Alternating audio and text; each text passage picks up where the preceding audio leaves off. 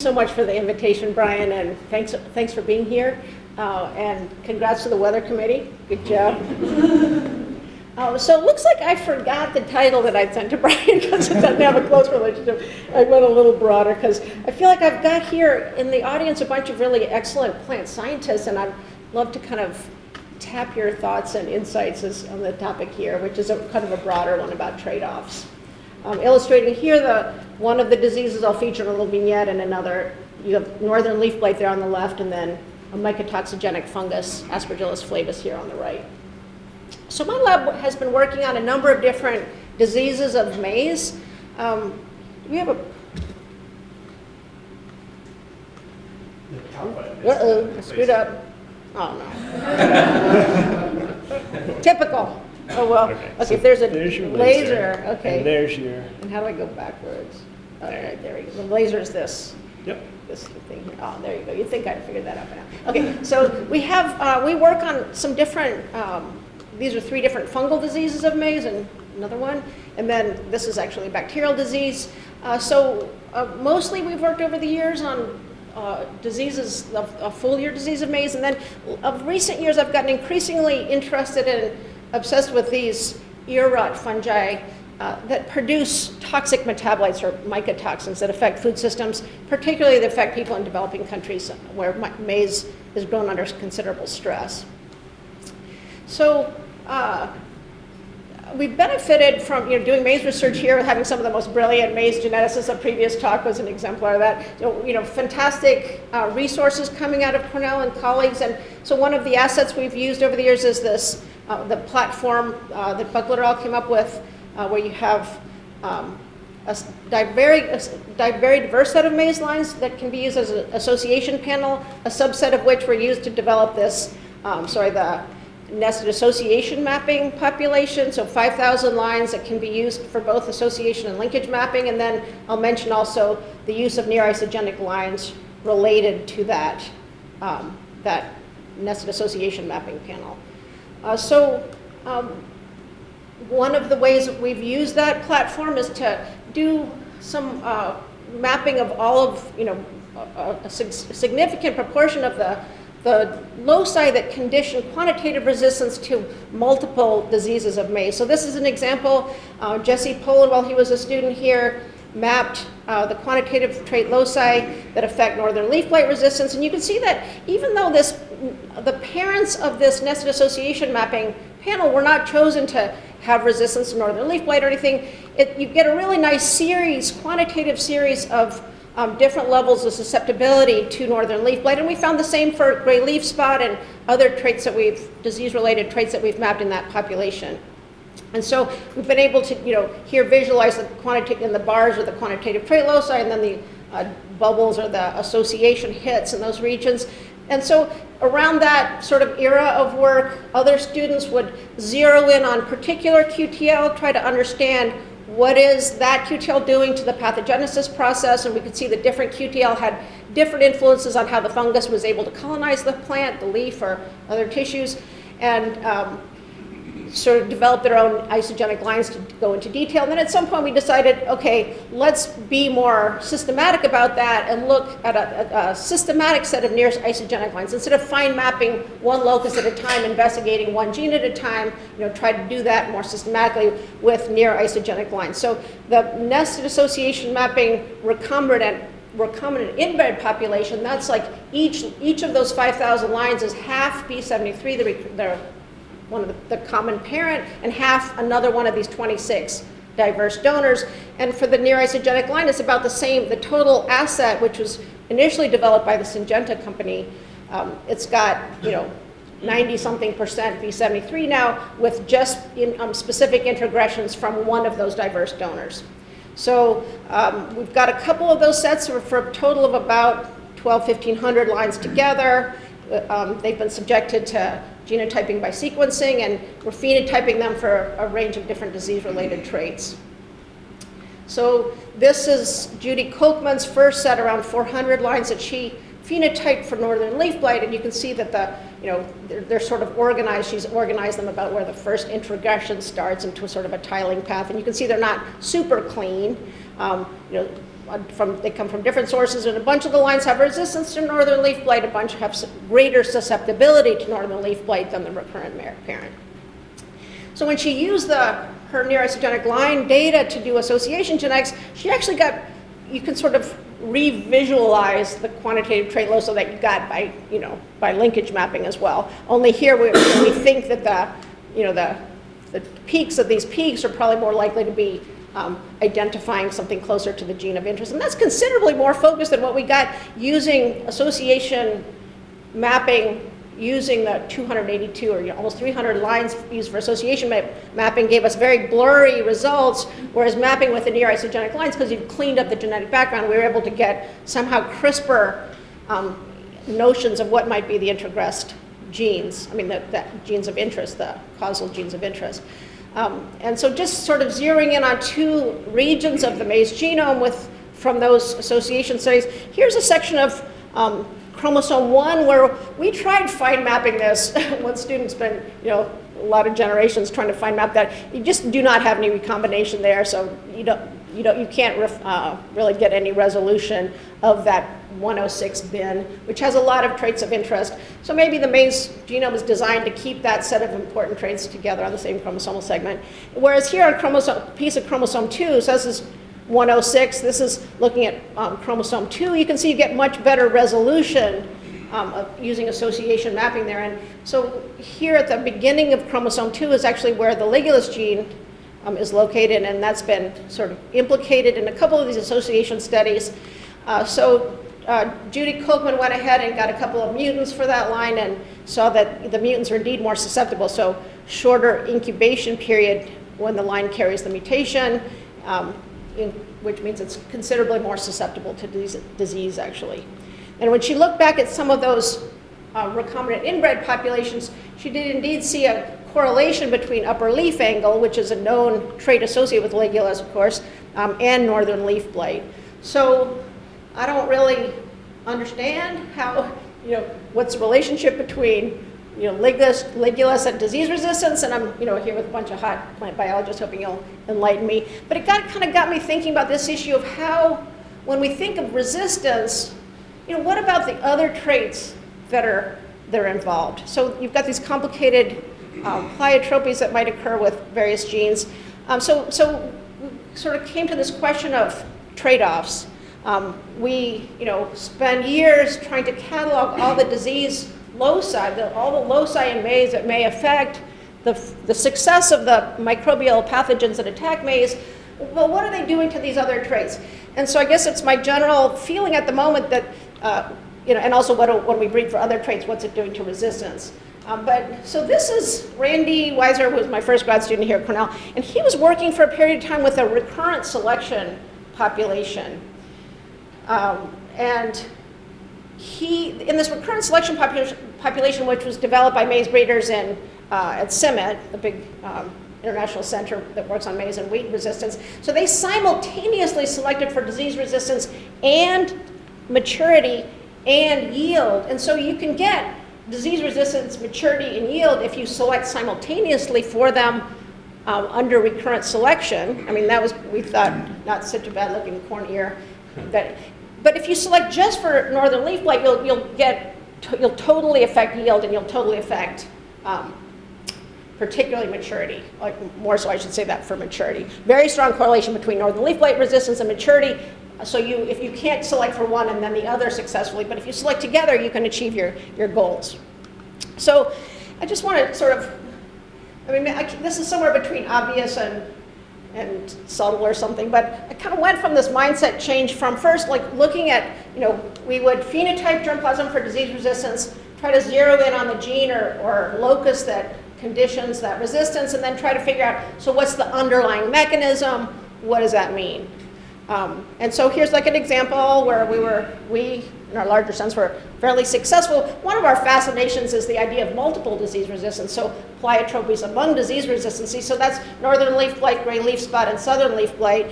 So my colleague Peter Ballancourt and his team chose this one particular QTL and bin, on chromosome 9, and they, through fine mapping and association analysis and transgenics and stuff, they found that they could associate resistance with this particular gene, caffeoyl-CoA coenzyme AO methyltransferase, and they could separate the northern leaf blight resistance. That's just a linked function.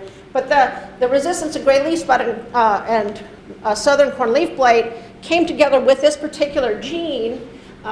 They could convincingly determine. And then they could, so that gene is a known member of the phenylpropanoid pathway, which produces lignin, both sort of structural lignin and also inducible lignification upon microbial attack, and also produces, the pathway produces these small defensive molecules. And here, Chin was showing that, you can't really see it at 6 hours, but 12 hours after inoculation, you get this fluorescence visible under the microscope. It shows like the inducible lignification upon fungal attack. So, there's sort of a logical function here, a logical mechanism for resistance, and it logically would give you resistance to multiple fungal diseases. So the shift in thinking for me was like, okay, look at the gene or locus that influences host microbe interaction. Ask, okay, so what's the mechanism underlying it? But then not just how does it affect microbes, but how the shift for me is like, how does it affect the plant? And I felt sort of goofy in a way for having so long thought that the world consisted of disease resistance when, a lot of the mechanisms may have negative effects on yield or other important traits. So from a breeding perspective, you could think of that as like trade-off thinking, or you're looking for win-wins like multiple disease resistance. As a geneticist, you're asking what are the linkage relationships or pleiotropies that are at play. And then, I don't know if this concept of the phene has got any resonance for people, but my friend Jonathan Lynch, looking at roots, has made this case that, so the real phene has to do with something about lignification, and, you want to get it. What is the phene? The phene is to the phenotype as the gene is to the genotype. So just for example, now looking at that CCOMT gene at bin 902, when we looked at, I just kind of looked at the GWAS results for other traits that seem relevant, and there's a stock strength hit right at the exact same locus as the SLB and GLS. I could see that the hits for northern leaf blight are indeed not exactly the same locus, but the exact same locus has SLB, GLS, and a lot of stock strength hits from Jason Pfeffer's work in the Buckler lab some years ago. I don't know if you guys remember him with his Rhine penetrometer, looking like he's carrying an AK-47, but okay, we brandished our own stock strip, our own Rhine penetrometer, and we could associate indeed in near isogenic lines carrying this 902 introgression, the ones that gave resistance, the introgressions that give you this multiple disease resistance do indeed also give you better stock strength. So, so what are the effects of the phenylpropanoid pathway on multiple desirable genes, and are there undesirable traits there? So looking at other introgressions of this, from this gene family, we have seen, for example, that near isogenic lines carrying not the same CCOMT necessarily, we don't always get what we want, but in chromosome 6, one of these CCOMT genes had reduced fusarium growth on an in vitro Cobb assay, for example, and then we are seeing other phenylpropanoid genes, other genes in the pathway that give us better stand count. So we're thinking some of these things may all be to do with fusaria.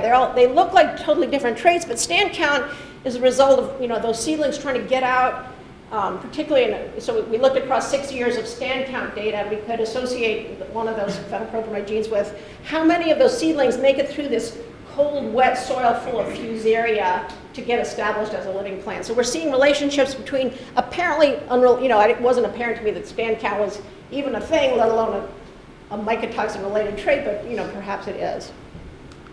Anyway, so we did actually find over the years that this phenylpropanoid pathway leading to lignin production, it does have a bunch of important pleiotropies. So it took me a while to figure it out, but this landscape that we live in, it's covered with corn, and I didn't, again, figure this out right away, but that corn is being fed to cows. So a lot of what you see around, if you drive around the countryside, and I strongly advise you to do so before it gets too awful out there, we live in this beautiful area covered with corn. It's being fed to cows, and a lot of it is brown midrib maize. So brown midrib maize is bred with mutations that reduce the lignin concentration, because lower lignin in the corn is being fed to cows. It's the leaves and stuff that are being fed to cows in the silage. And it's more digestible for the cows, but we were looking around one nasty looking year when there's a lot of northern leaf blight, and we're like, wow, looks like it may also be more digestible for fungi. So,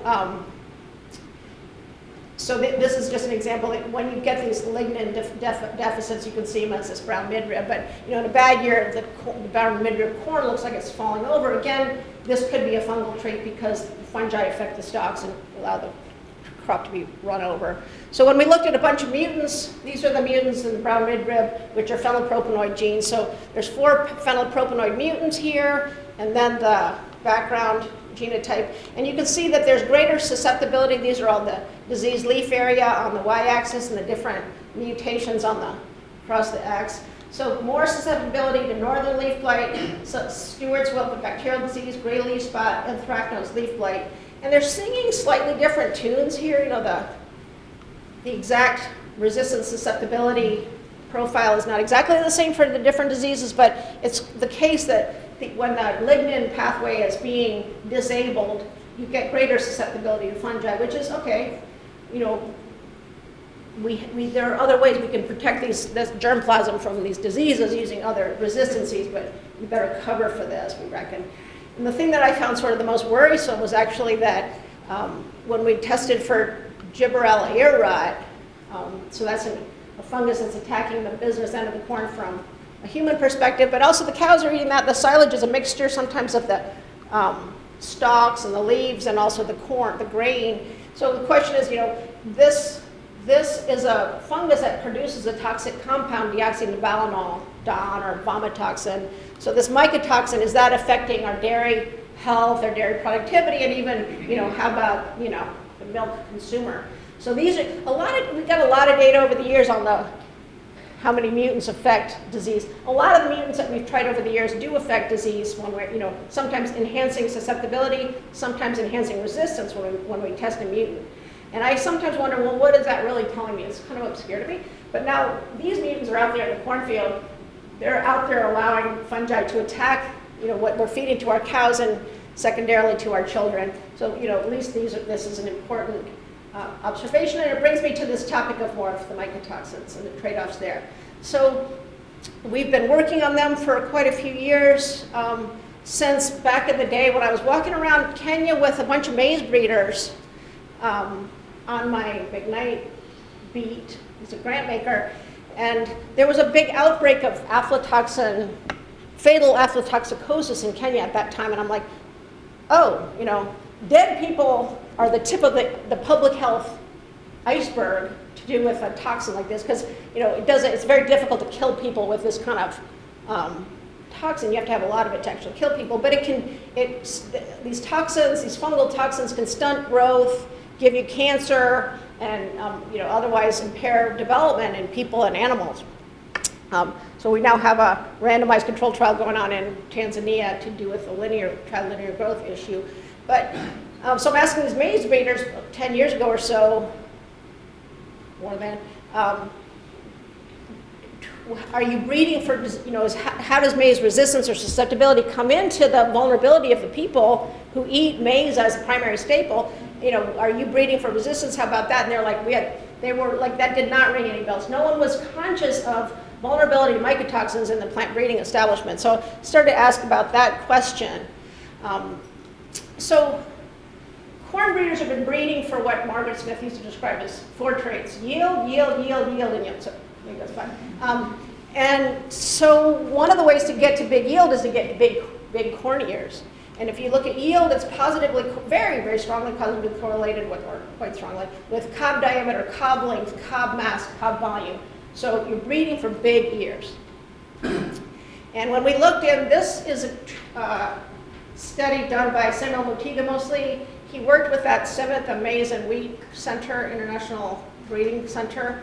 And this was a 200 experimental maize lines that were being bred for improved maize for African soils. They're being bred for nitrogen use efficiency.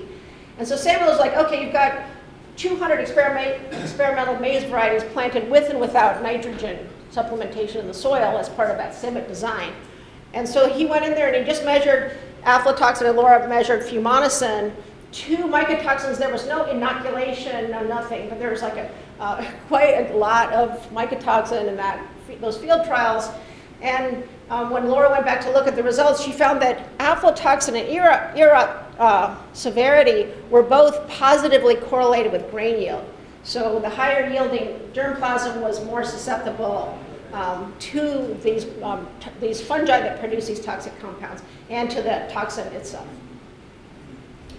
So then that was in a sort of a 200 lines experimental germplasm in a Kenyan maize field. This is now looking at the 282 line maize diversity panel in North Carolina in collaboration with one of my students, Laura Morales, with Jim Holland's group in North Carolina. So here's looking at cob volume, cob length, Fusarium EROT, fumonisin, the toxin, Fusarium EROT severity. And again, you see this kind of 14 to 25% R values, so low but significant correlations between these ear size traits and mycotoxins. So then, okay, so if there really is a causal relation, pleiotropic story here, we should be able to see them as co-localizations in a mapping population. And indeed, this is sort of extracts from a number of different QTL studies and meta-analyses. And you see that this is a bunch of different cob traits: density, diameter, length, mass, cob volume, kernel bulk density. These are different. Fusarium EROT, fumonisin is one toxin, and aflatoxin another toxin. And then these, a bunch of, one of my former students did a meta-analysis of all the different QTL studies for these traits. And what you can see is that you get these pileups of QTL in which you have traits like bulk density, the green, piling up with different cob traits here, and those then co-localizing with Fusarium EROT, fumonisin, EROT, Fusarium EROT, Fusarium EROT, Fusarium EROT, and likewise aflatoxin. So there's these QTL pileups in which parts of the maize genome are conditioning those big ear traits, and they're also conditioning susceptibility to mycotoxins.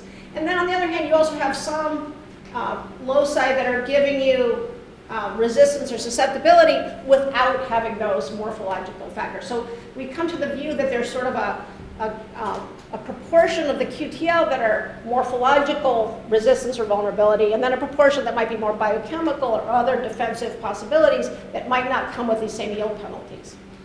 So then when we looked at a set of near isogenic lines from collaborators at Mississippi State University, and then we are also developing we have our own pipeline of looking at our own 1,000+ nils for all these ear traits and toxin-related traits. And you can see here in this Mississippi QTL that are being analyzed by my postdoc here, Miriam Aoun.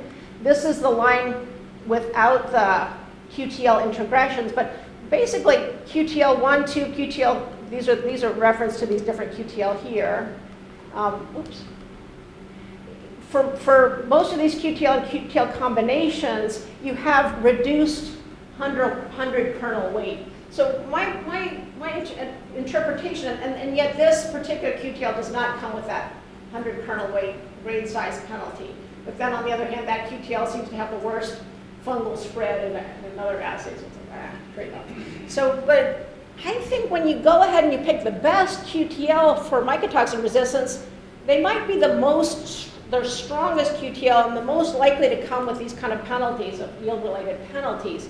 So I think it brings me back to the notion that what we really need to do is breed simultaneously for yield and for mycotoxins. If you breed solely for one or the other, as we normally actually do, you actually cannot bring them together at the end because you picked the wrong set of genes to use.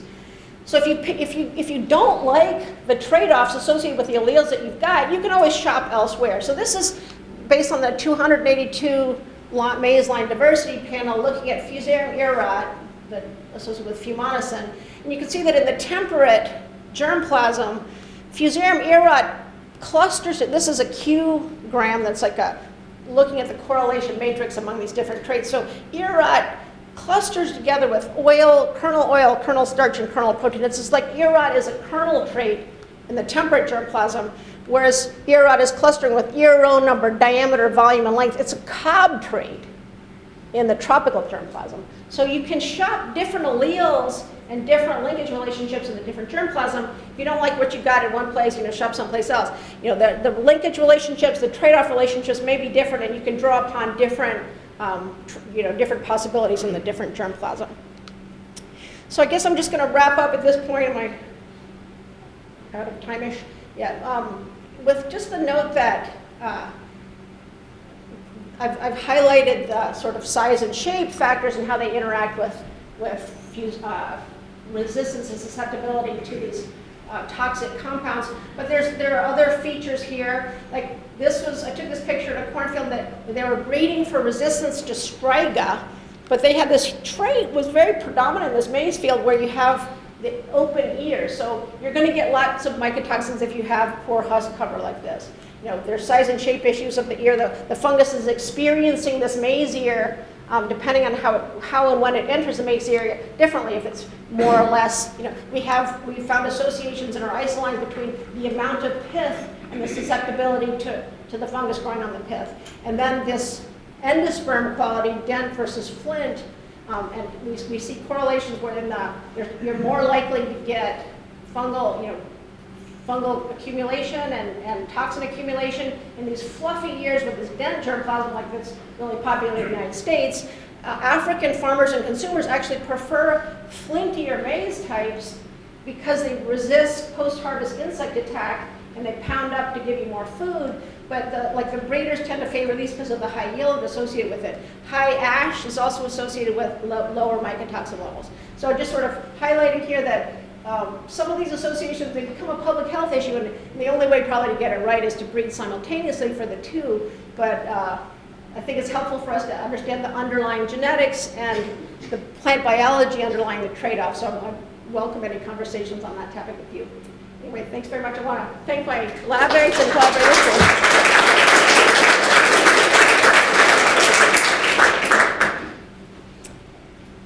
Time for questions.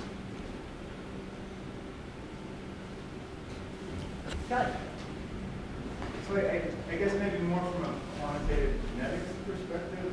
So these observed correlations that you're seeing, how much of that do you think is explained by like pleiotropy or co-localized QTL versus if you were to partition that up to say, okay, here's sort of major gene effects and here are sort of background polygenic effects maybe that go to general fitness and how that might interact with some of these other traits and look at what the genetic correlations are of these sort of background polygenic effects of breeding for disease resistance.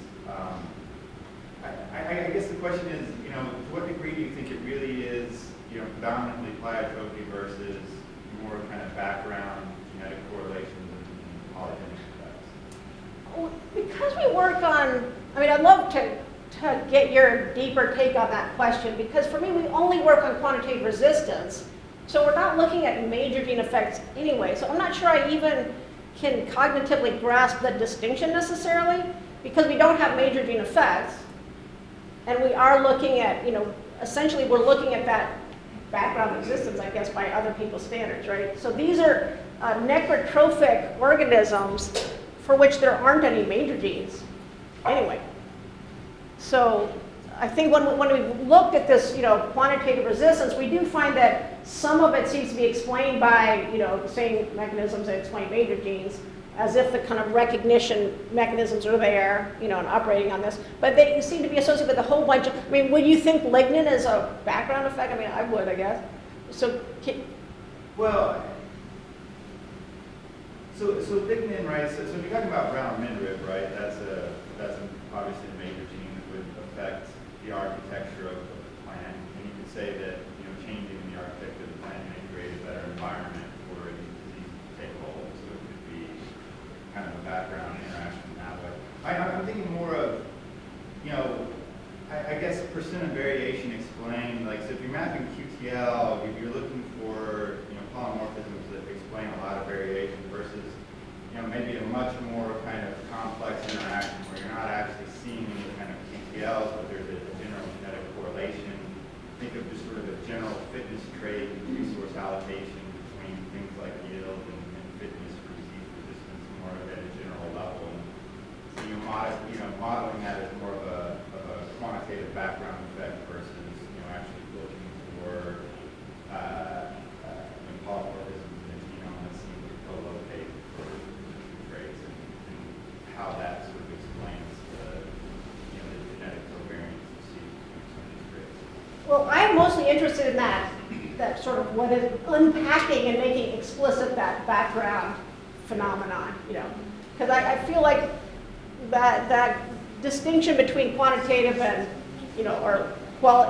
major and minor genes sort of breaks down when you start to look at it. It sort of turns out to not be a legitimate binary in my mind.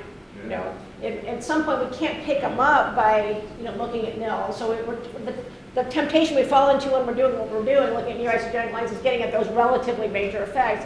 And they might just be, when people have started to look at those major QTLs, sometimes they're just a whole lot of minor effects stacked into one location. So again, they kind of dissipate when you try to get your hands on them. So I guess I do, ultimately, at this point, I tend to, I'm trying to get at what your original question was, but I tend to feel like we'll be more successful if we look for those more subtle, we come up with straightforward ways to get, recurrent selection is sort of a straightforward way to get those subtle effects, right? I guess I actually feel like that's the way we have to roll. But I would like to better understand, the biology of those drugs. We picked the phenylpropionate one because it's kind of a blunt, clear case where of pleiotropy, where you do have structural and biochemistry all coming from the same pathway, and we can get a handle on it. But I just want to open the box of this, background effect to say, what is it, can we understand and manage it better? The correlation matrices I find really fascinating, and what is it? I would like to know at the level of those transcription factors and those, seeing the complexity of those transcription factor networks, can we understand your question through the lens of that image, for example? Thank you very much for the presentation. The question is, in terms of the germplasm collection, do you feel the boundary lines across different regions may also help with more precision phenotyping data across all different boundary lines? So I feel here divide relatively more back to the NAM data, the neo and the reals. So just think about more worldwide diversity in collection, in opening up the diseases, the conclusion. Okay, I'm not sure I got your question exactly. So, sorry, could you say your question one more time? Yeah, sorry. So just from phase presentation, I see the origin, the domestication. I think it remains the diversity. I'm wondering if there is some phenotype or robotic data collected from diseases and versus the sequencing results could help with this. The question you're asking just a little bit broader, the diversity. So looking at more germplasm to answer these questions. Yeah. So this is, Phenotype-wise, genotype.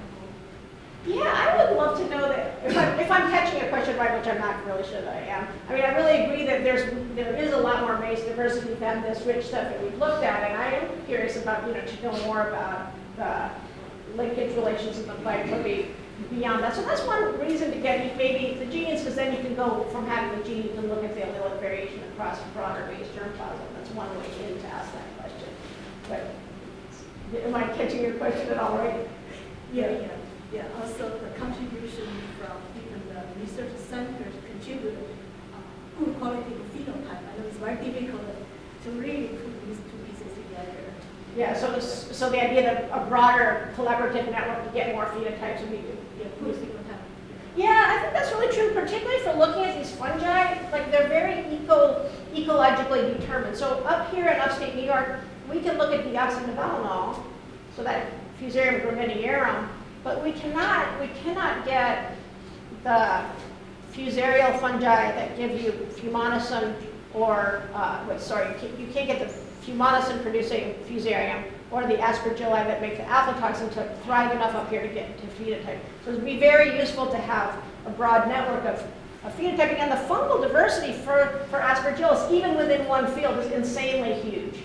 So again, to get meaningful results, like we rest so much, years of work on one isolate of a fungus, it's kind of ridiculously narrow view that we can get of the phenotype. So if you're pointing out the wealth of maize germplasm and the wealth of fungal germplasm and the wealth of environments that you have to bring together to fully understand these things, yeah. Yes, tap into the maize